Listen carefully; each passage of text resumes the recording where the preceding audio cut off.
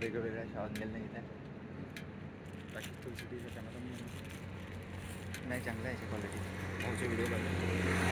18व्या लोकसभेच्या निवडणुकीची मतगणना काल पार पडली आणि महाराष्ट्रातील सर्वात मोठा पक्ष म्हणून काँग्रेस उदयास आला.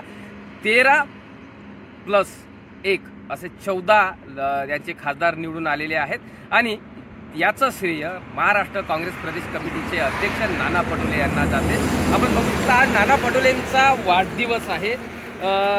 भंडारा जिल्ह्याचे लोकनेते म्हणून अशी त्यांची ओळख आहे. नाना पटोलेंच्या शुभचिंतकांनी या नागपूर साकोली राष्ट्रीय महामार्गावरील लाखनी शहरानजीक हे असे नाना पटोले भावी मुख्यमंत्री अशा आशयाचे बॅनर्स लावलेले आहे. एकंदरीतच नाना पटोलेंनी ज्या पद्धतीनं महाराष्ट्रामध्ये काँग्रेसची मोठ बांधणी केली, काँग्रेसला जिवंत करण्याचा प्रयत्न केला, काँग्रेसला तळागाळापर्यंत पोहोचवण्याची जी जबाबदारी नाना पटोलेंच्या खांद्यावर आहे आणि याचाच एक फलश्रुती महाराष्ट्रामध्ये काँग्रेसचे 14 खासदार निवडून आणण्यामध्ये त्यांचा महत्त्वाचा मोलाचा वाटा आहे. आणि तशा लोकनेतेचा वाढदिवस आज मोठ्या धूमधडाक्यात महाराष्ट्रामध्ये साजरा होत आहे आणि त्याचमध्ये लाखनी येथे हा बॅनर हेच दाखवतोय नाना पटोले यांना कुठेही तोड नाही, नाना पटोले भावी मुख्यमंत्री म्हणून बघल्या जात आहे.